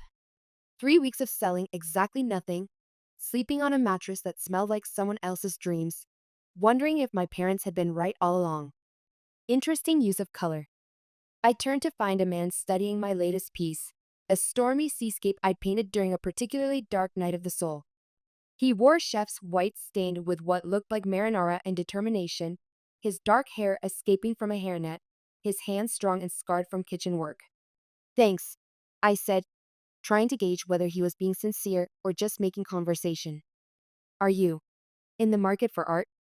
He laughed, and the sound was warm honey. Honestly, I have about $40 to my name and a restaurant that's bleeding money. But this, he gestured to my painting. This makes me feel something. That's worth more than I can afford. I should have been disappointed. Another looker, another compliment that wouldn't pay my rent. Instead, I found myself curious. What kind of restaurant? Italian. Family place. My grandfather started it in 1952, and I'm probably going to be the one who kills it. He extended a paint-splattered hand. Marcus Benedetti. Professional failure and part-time admirer of people who make beautiful things. Claire Hartwell, I replied, shaking his hand. Professional disappointment and full-time dreamer. Present understanding. When did you know? Father asks. When did you know this was real? I consider the question, looking around the gallery at the red dots that mark sold pieces, at the collector still examining my color studies, at Marcus charming a wine distributor with stories about his grandfather's secret sauce recipes. The first time someone bought a painting, I tell him honestly. Not because they knew me, not because they felt sorry for me, but because my work spoke to them. Because I created something that mattered to a complete stranger. Father nods slowly. I've spent my entire career building cases, constructing arguments. But I've never made anything beautiful. The admission cost him something. I can see it in the way his shoulders slump, the way his hands tremble slightly. You made Sarah, I point out. And me. Even if we turned out differently than you planned. Sarah turned out exactly as I planned, he says with a weak smile. You turned out better. You turned out brave. Flashback learning to cook. Learning to love. Marcus's restaurant was a disaster when I first saw it. Peeling paint, mismatched chairs. A kitchen that belonged in a museum of health code violations. But there was something about the way he moved through that space, like a conductor leading an orchestra only he could hear. It's not much, he said, suddenly self-conscious as I examined the faded murals his grandfather had painted on the walls. But it's mine. Well, mine and the bank's. Mostly the bank's, if I'm being honest. How long has it been in your family? 3 generations. Nano came over from Sicily with nothing but recipes and stubbornness. Built this place from scratch, one plate of pasta at a time. His voice carried the weight of legacy, of responsibility. My father was supposed to take it over, but he had different dreams. Became an engineer, moved to Seattle. Left me to carry on the tradition. I understood that pressure, that weight of family expectations. But where my parents had pushed me away from my dreams, Marcus's family had entrusted him with theirs. Do you love it? I asked. Cooking, I mean. His face lit up like Christmas morning. Watch this. He disappeared into the kitchen and returned with a plate of pasta, simple aglio e olio, nothing fancy. But when I tasted it, I understood. The garlic was perfectly golden. The olive oil carried notes of grass and sunshine. The pasta had exactly the right bite. It was art on a plate, emotion made edible. My God, I breathed. Right. He grinned, boyish and proud. That's Nano's recipe. Took me 5 years to get it right. He used to say that cooking was like painting. You start with basic colors, basic flavors, and then you create something that didn't exist before. That's when I knew. Not that I loved him.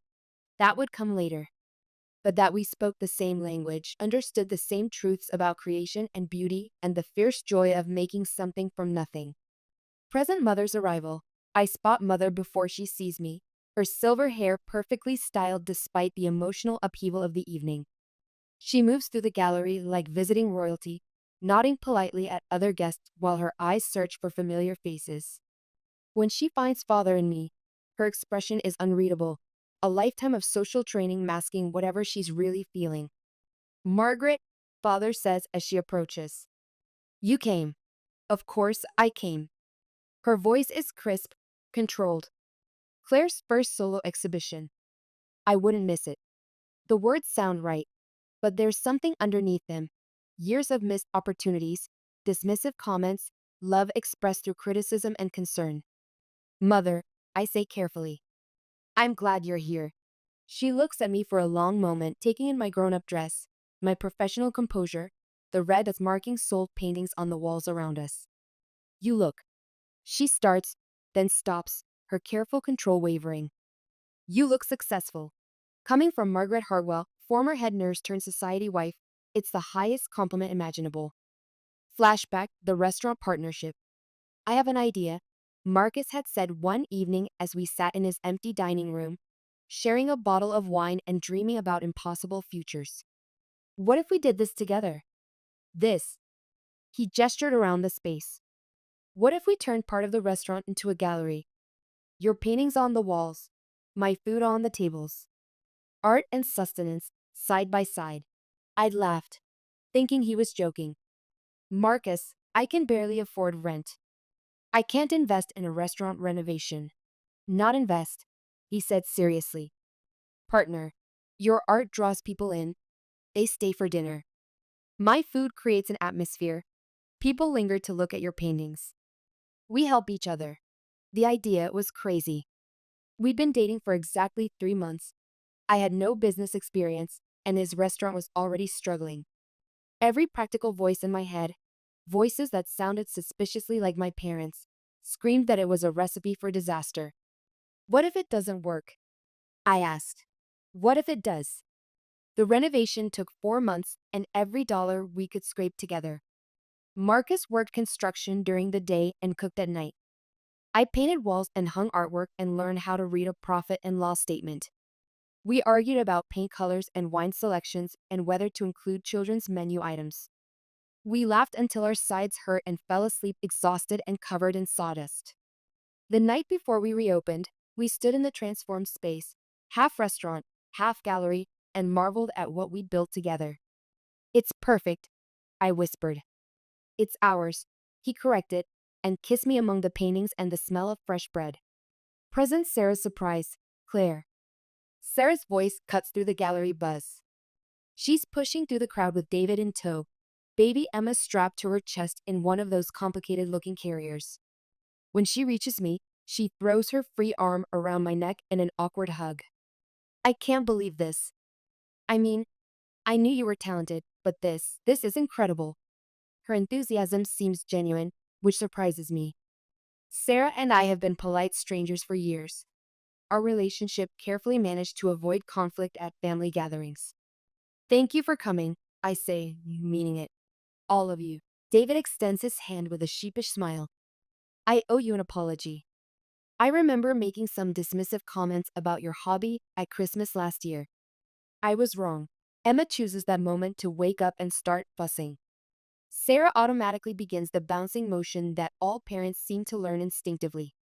She's beautiful, I tell her, and I mean it. My niece is all dark curls and bright eyes, completely oblivious to the adult drama surrounding her. Would you like to hold her? Sarah asks, and something in her voice suggests this is more than a polite offer. I take Emma carefully, marveling at how light she is, how perfectly she fits against my shoulder. She smells like baby lotion and possibility.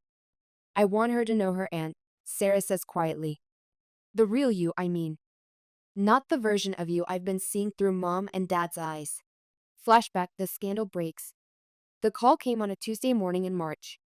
I was in the restaurant kitchen, helping Marcus prep for the lunch service, when my phone rang with Sarah's number. Claire? Are you sitting down? I'm standing in a pile of onions, I said, wiping my eyes on my sleeve.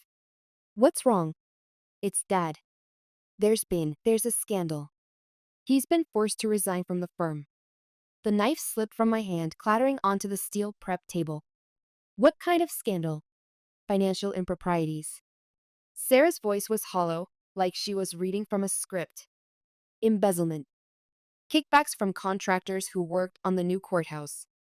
Claire, it's all over the news. They're saying he could face criminal charges. The news hit me like a physical blow. This was my father, the man who'd lectured me about integrity and responsibility, who'd built his entire identity around moral superiority and professional success. How is he? I asked, though I could guess the answer. Destroyed. He won't leave his study, won't talk to anyone. Mom's. Well, you can imagine. The country club set has basically exiled her. We're going to lose the house. Everything. I closed my eyes, trying to process the magnitude of it all. What do you need from me? There was a long pause. I hate to ask, but could you help? Financially, I mean.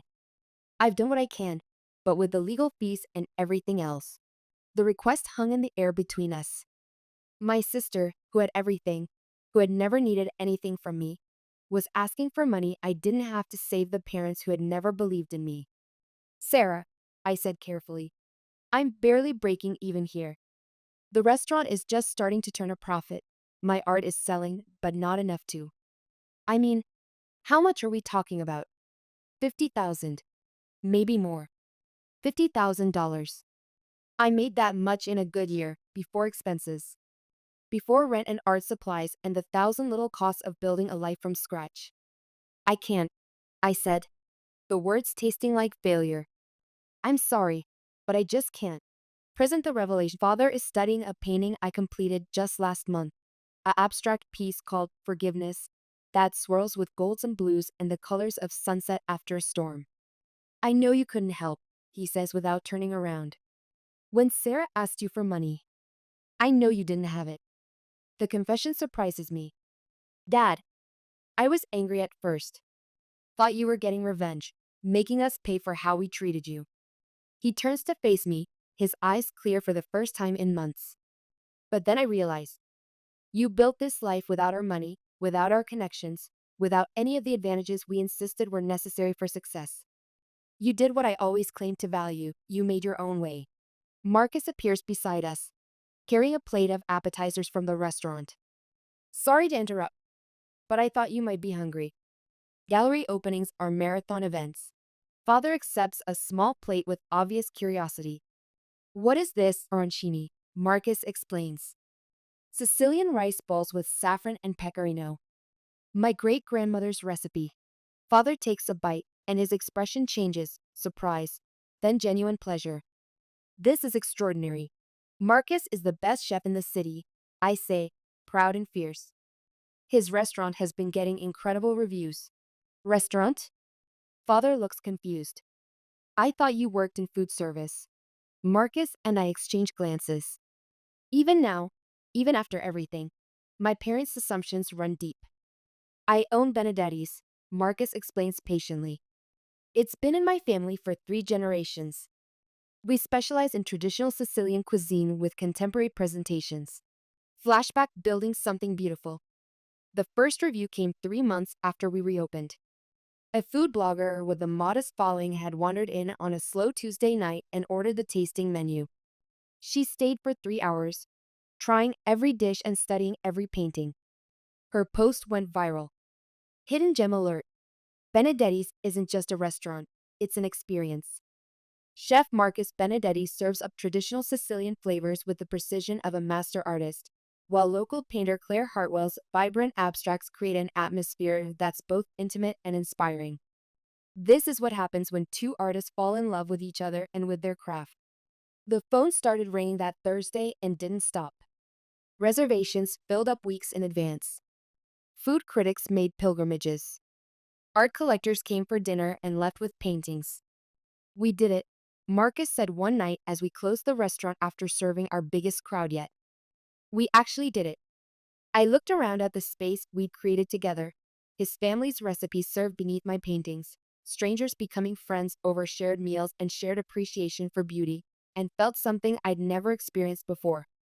Not just success, but belonging, purpose, home. We did, I agreed, and kissed him in the glow of the gallery lights. Present the proposal. Claire? Marcus is standing in the center of the gallery, looking nervous and formal in his best suit. The conversations around us gradually fade as people notice his stance, the way he's looking at me like I'm the only person in the room. What are you doing? I whisper, but I already know. I can see it in his eyes, in the way his hand keeps moving toward his jacket pocket. 6 months ago, we were two people with impossible dreams and empty bank accounts, he says, his voice carrying across the gallery. Tonight, you're a celebrated artist and I'm still a guy who cooks for a living, but apparently I'm pretty good at it. Laughter ripples through the crowd. I'm dimly aware of my parents watching, of Sarah recording with her phone, of strangers pausing their conversations to witness whatever is about to happen. Claire Hartwell, Marcus continues, dropping to one knee. You've made me believe in magic. In the kind of love that creates something bigger than the sum of its parts. Will you marry me? The ring is perfect, simple, elegant, nothing like the gaudy diamonds my mother always favored. It catches the gallery lights and throws tiny rainbows across the walls. Yes, I breathe, then louder. Yes, of course, yes. The applause is thunderous. As Marcus slips the ring onto my finger, I catch sight of my parents' faces, father crying openly now, mother pressing a handkerchief to her eyes. For the first time in my adult life, they look proud of me. Actually proud, not disappointed or concerned or carefully neutral. Flashback, the rebuilding. Father's trial lasted 3 months. I watched from the gallery most days, sitting in the back row as prosecutors laid out evidence of embezzlement and fraud. The man in the defendant's chair bore little resemblance to the intimidating figure of my childhood. He looked smaller, older, breakable. The sentence was 2 years, suspended to 6 months with community service. Disbarment was automatic. At 62, Richard Hartwell was starting over with a criminal record and no clear path forward. Mother sold everything, the house, the cars, the art collection that had been more about status than appreciation. They moved into a modest apartment across town, the kind of place they'd once driven past without seeing. I visited for the first time on a Sunday in May. The apartment was tiny but clean, furnished with pieces from their previous life that looked oversized and out of place in the smaller space. How are you adjusting? I asked, genuinely curious. It's humbling, Father admitted. I spent so many years defining myself by what I owned, what I'd achieved. Now I'm just a man who made mistakes and has to live with the consequences. What will you do? Community college wants me to teach business ethics, he said with a bitter laugh. Apparently, there's value in learning from someone who failed spectacularly at practicing what he preached. Mother poured tea in mismatched cups. We're learning to cook, she said. Imagine that, at our age, learning to feed ourselves. It was the first real conversation we'd had in years. Present wedding plans. So, Sarah says, bouncing Emma gently as the crowd begins to thin. Tell me about wedding plans. Please tell me you're not thinking of eloping. Actually, Marcus says, appearing with champagne for everyone. We're thinking of having it here. In the restaurant. Small ceremony, family and close friends, dinner made by yours truly. Here. Mother looks around the gallery restaurant space, taking in the exposed brick walls, the vintage fixtures, the eclectic mix of art and dining tables. It's nothing like the country club venues she's always favored. It's perfect, I say firmly. This is where our life together really began. It feels right. Father nods approvingly. I think it's exactly right. Simple, honest, meaningful. Everything a wedding should be. The words surprise me. 2 years ago, he would have insisted on a proper church ceremony and a reception at the most expensive venue in town. Now he understands that authenticity matters more than appearances. Flashback, the teaching moment. 8 months after his conviction, Father started teaching at Riverside Community College. 2 nights a week, business ethics for adult learners, people who'd been laid off. who were changing careers, who were getting second chances at education. I went to observe one of his classes, sitting in the back like any other student. He was different in front of that classroom, humbler, more human. He talked about integrity not as an abstract concept, but as something that could be lost and found again. I thought I was successful, he told his students. Corner office, expensive suits, respect in my community. But I'd forgotten that success without integrity is just an elaborate failure waiting to happen. A woman in the front row raised her hand. But how do you start over? When you've lost everything, how do you rebuild? Father considered the question carefully. You start by being honest about who you are and what you've done. You stop trying to be the person you think you should be and start becoming the person you actually are. And you accept that real success isn't about what you accumulate, it's about what you create, what you contribute, what you leave behind. After class, I approached him in the empty classroom.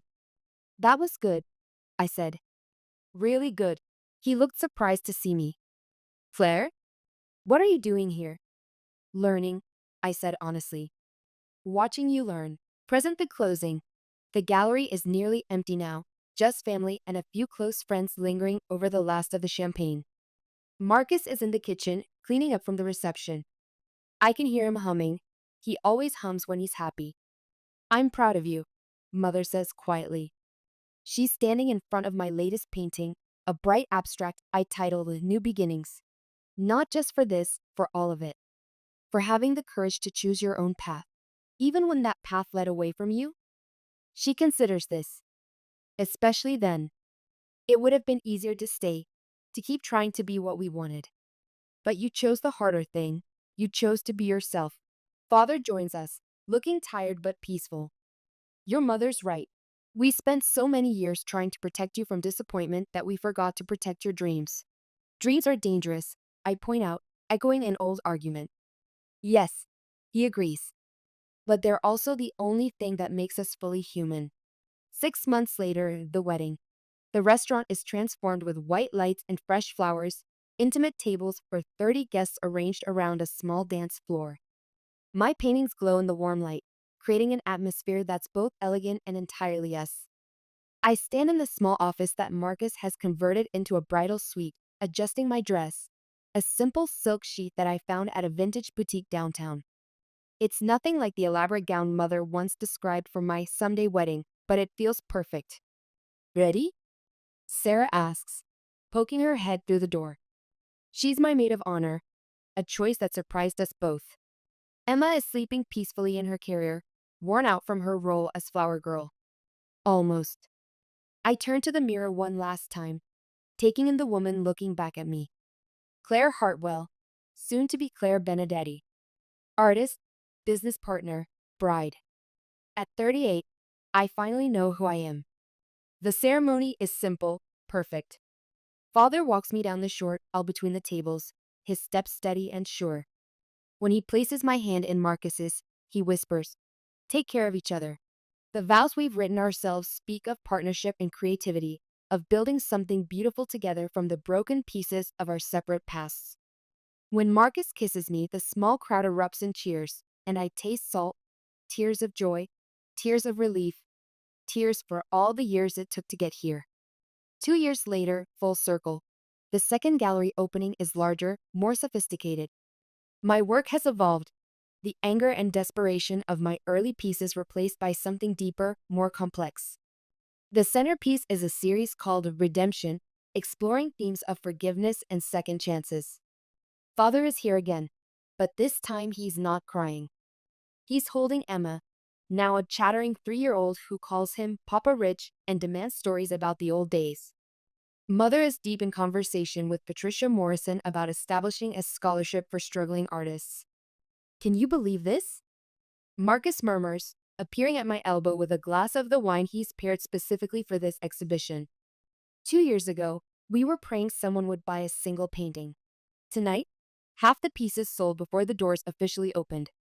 The Times Review called my work a masterclass in emotional honesty and mentioned Marcus's inspired culinary pairings that elevate both the artistic and dining experience. Mrs. Benedetti? A young woman approaches nervously, clutching a small canvas. I'm sorry to bother you. but I'm an art student at the community college. I brought one of my pieces hoping you might look at it. I take her painting carefully, a raw, emotional piece that reminds me of my own early work. The technique is rough, but the feeling is there, the desperate need to create something true. What's your name? I ask. Jessica. Jessica Chen. I'm taking Mr. Hartwell's business ethics class, and he mentioned that you sometimes mentor young artists. Father teaching, connecting students with opportunities, using his second chance to open doors for others. The symmetry is beautiful. I'd love to see more of your work, I tell Jessica. Why don't you come by the restaurant next week? We'll talk about technique, about finding your voice. Her face lights up with the same desperate hope I remember feeling at her age. Really? You do that? Someone did it for me once, I say, glancing toward the corner where Evelyn Lawson, Marcus's mother, my first champion, is holding court with a group of collectors. Now it's my turn to pass it forward. The following spring in new editions. The pregnancy announcement comes as a shock to everyone, myself included. At 39, I'd assumed that ship had sailed. But life, it seems, has other plans. Marcus finds me in the gallery after closing, sitting in front of my latest painting, a swirling mass of golds and greens I've tentatively titled Growing Things. Penny for your thoughts? He asks, settling beside me on the small bench we keep for customers who want to really study a piece. I'm scared, I admit. What if I can't balance everything? The gallery, the restaurant, a baby.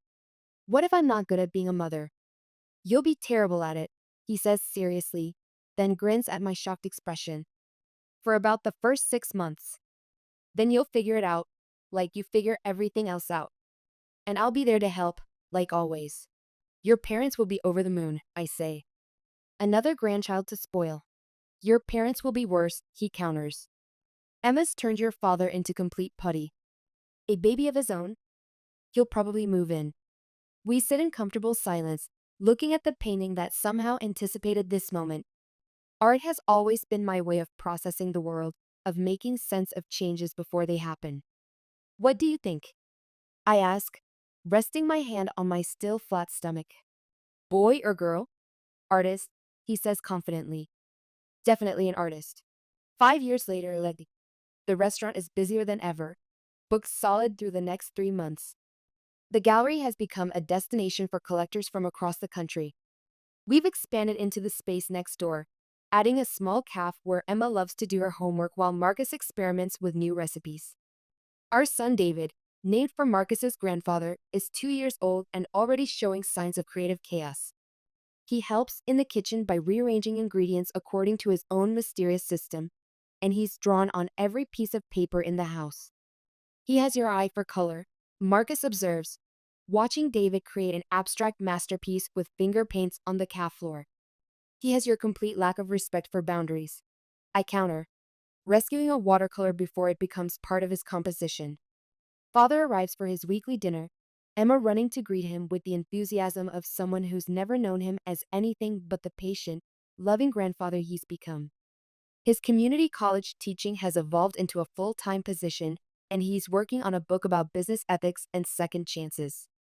How's the writing going? I ask as he settles into his usual table. Slowly. Honestly. It's harder to write about failure than I expected. He pauses, watching David distribute Cheerios according to some artistic vision only he understands. But necessary, I think. People need to know that it's possible to lose everything and still build something meaningful. Mother appears from the kitchen, where she's been helping Marcus with prep work. At 68, she's discovered a talent for pastry making that surprises everyone, especially herself. The tiramisu is setting, she announces. And Jessica's new painting arrived. The one for the spring show. Jessica Chen has become one of our most promising artists, her work evolving from raw emotion to sophisticated technique over the 5 years since that first nervous introduction. She teaches art classes for disadvantaged youth now, funded by a scholarship program Mother established using money from the sale of her jewelry collection. I want to see it, Emma declares, abandoning her homework. At 8, she has strong opinions about art and isn't shy about sharing them. We all migrate to the gallery, where Jessica's latest piece hangs in the place of honor, a powerful triptych exploring themes of identity and belonging. It's museum-quality work, the kind that will launch her into the next level of her career. It's gorgeous, I breathe, studying the complex interplay of color and form. She's found her voice. Just like her mentor, Father says quietly, "You've built something here, Claire. Not just a business, but a community. A place where art matters, where people can discover who they're meant to be." Present day, the recognition. The letter arrives on a Tuesday morning in October, mixed in with the usual bills and promotional materials. I almost throw it away. The return address means nothing to me, and the envelope looks official in an intimidating way. Marcus finds me 10 minutes later, sitting at our kitchen table, staring at the letter in disbelief. "What is it?" he asks, pouring coffee into the mug David painted for me last Mother's Day. "The Governor's Arts Council," I say slowly. "They want to give me the State Arts Achievement Award for significant contributions to the cultural life of the community and mentorship of emerging artists." He reads over my shoulder, his excitement building with each line. "Claire, this is huge. This is like, this is recognition from the state level. The award ceremony is in 3 months, black tie affair at the state capitol. I'll give a speech about art and community, about second chances and the courage to pursue dreams even when the people you love can't see their value. My parents will be so proud," I say, and for the first time in my life, I mean it without any trace of irony or sadness. The awards ceremony, full circle complete. The ballroom is elegant, formal, filled with artists and politicians and philanthropists. I feel like an imposter in my borrowed designer gown until I spot my family in the audience. Marcus in his best suit, Emma fidgeting in her first formal dress, David asleep in Sarah's arms, my parents looking proud and slightly overwhelmed by the grandeur. "Tonight we honor Claire Benedetti," the governor says, "for her outstanding contributions to our state's artistic community. Through her work as both an artist and mentor, she has demonstrated that art is not a luxury, but a necessity, a way of understanding ourselves and our world that enriches every life it touches."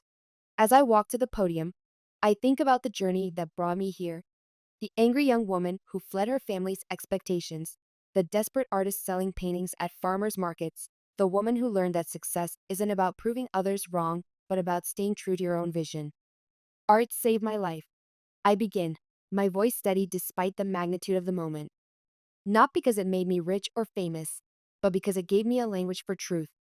It taught me that beauty matters, that creation matters, that the things we make with our hands and hearts are how we connect to each other across all the barriers that separate us." I can see Father dabbing at his eyes with his handkerchief, Mother beaming with uncomplicated pride. Emma gives me a thumbs up, and Marcus mouths, "I love you," from the audience. But art doesn't exist in isolation, I continue. It grows from community, from support, from the courage of people who believe in dreams even when they seem impossible. I stand here tonight not just as an individual artist, but as the product of every person who saw something in my work before I could see it myself. The applause is warm, sustained. As I return to my seat, I feel the weight of the medal around my neck, not heavy, but present.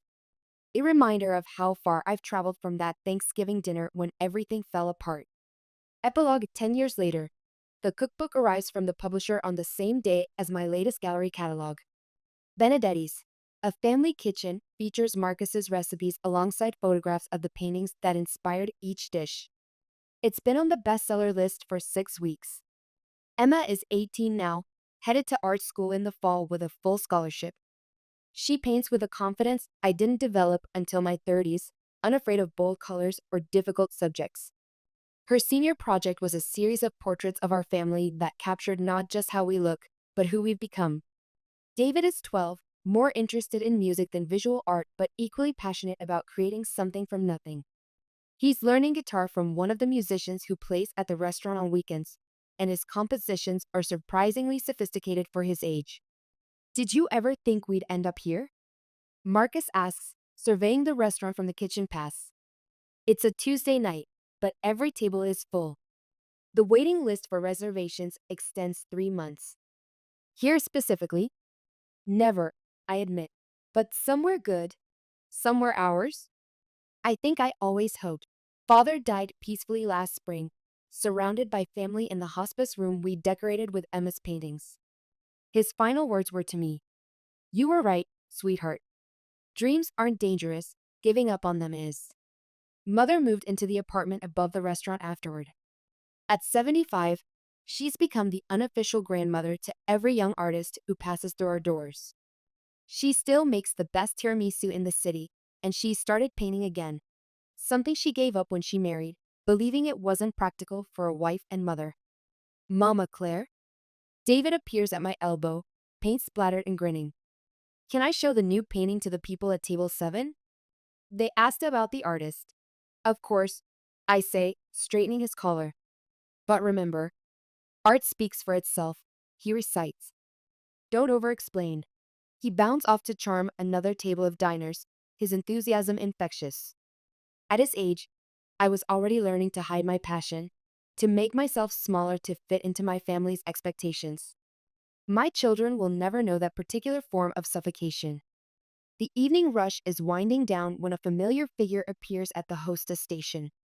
Jessica Chen, now 35 and successful enough to have her own gallery in San Francisco, has brought a group of collectors to experience what she calls the place where it all started. Claire. She embraces me warmly. The new pieces are incredible. I've already sold 3 on behalf of clients who couldn't make the trip. How's the new space? I ask. She opened her second gallery location last month, focusing on emerging artists from underrepresented communities. Growing pains, she admits, but good ones. I keep thinking about what you told me that first night, that success isn't about the size of your gallery, it's about the size of your impact. As closing time approaches, I make my usual rounds, checking on each painting, adjusting lights, ensuring everything is perfect for tomorrow's guests. This ritual grounds me, connects me to the daily miracle of creating something beautiful and sustainable. Marcus emerges from the kitchen, his chef's coat traded for street clothes. Ready to go home? Home is the renovated Victorian we bought 5 years ago, complete with a studio where I paint in the mornings and Emma works on her art projects. David has claimed the basement for his music room, where he practices scales and dreams of composing symphonies. As we walk to the car, I catch sight of our reflection in the restaurant windows, middle-aged now, successful, content. But what strikes me most is how we move together, how naturally we've learned to share space and dreams and the daily work of building a life worth living. Any regrets? Marcus asks as we drive through the quiet streets. It's a question he's asked periodically over the years, usually when we've reached some new milestone or faced some unexpected challenge. I consider it seriously, as I always do. Regret implies wishing you'd chosen differently, and while our path has been difficult at times, I can't imagine having made any other choices. None. I say finally. Not even the hard parts. Especially not the hard parts. The hard parts made us who we are, stronger, more empathetic, more grateful for what we've built together. They taught us that love isn't about agreeing on everything, but about supporting each other's dreams even when you don't fully understand them. At home, I check on the children, Emma reading in bed, David asleep with his guitar still in his arms, before heading to my studio. It's late, but I'm not tired.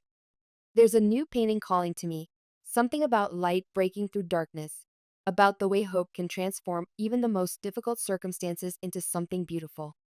I squeeze paint onto my palette, ultramarine blue, cadmium yellow, titanium white, and begin to work. Outside, the world sleeps, but here in my studio, surrounded by the evidence of a life lived authentically, I'm wide awake and grateful for every choice that brought me to this moment. This is what success looks like, not the absence of struggle, but the transformation of struggle into art, into love, into a legacy worth leaving. This is what it means to choose yourself, to honor your gifts, to build something lasting from the courage to be exactly who you were meant to be. The painting emerges slowly, layer by layer, color by color. By dawn, it will be complete, another piece of my story, another chapter in the ongoing tale of a woman who refused to let other people's fears define her possibilities. In the corner of the canvas, I sign my name, C. Benedetti. No longer hiding, no longer apologizing, no longer small. Just Claire. Artist, Wife, mother, teacher, dreamer. Finally, completely, authentically myself.